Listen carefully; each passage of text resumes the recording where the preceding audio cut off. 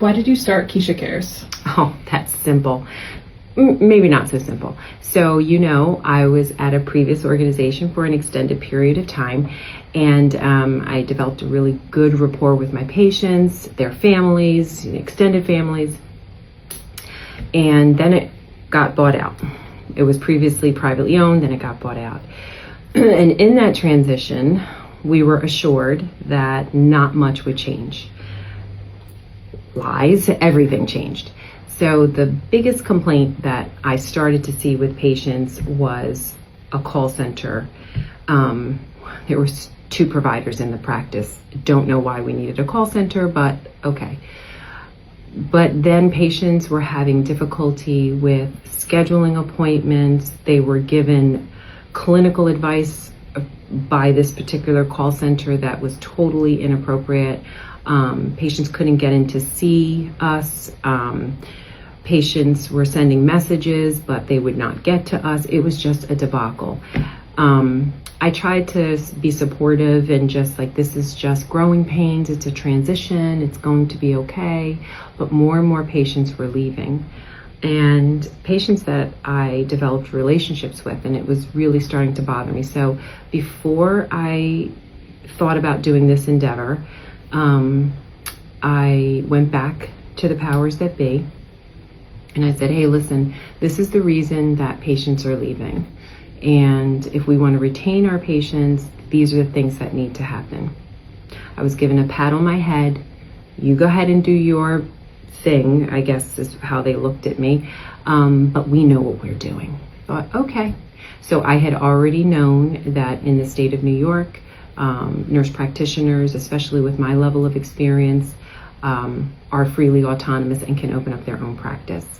I was having a lot of mental health issues because of this, not severe anxiety, not severe depression, but just depression. I was just not happy providing care at that location anymore because I just didn't like how my patients were being treated. And since everything was being eaten up by the big conglomerates, I just didn't see how it was going to change. And more so, I felt like I might have to leave medicine altogether because I knew there wasn't going to be any change.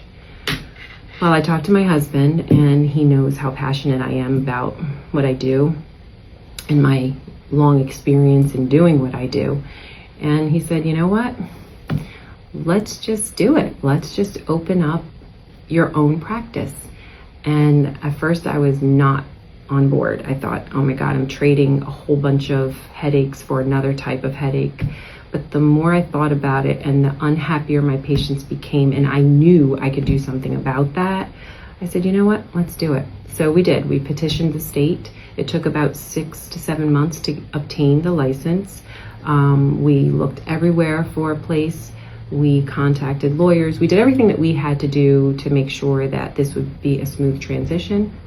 I put my resignation in April, and that was it. So that's how this practice was born. And I have to say, it was, other than getting married and having my children, this was one of the best decisions I have ever made. I have an active role.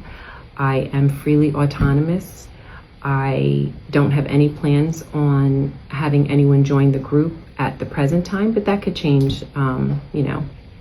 Right now I'm very busy, and I'm looking forward to see how I can manage it all. Right now it's being managed and it's fine, but that might change in the future. But I love this practice. I love my patients. So many of my patients that had previously left the big organization found me and are back.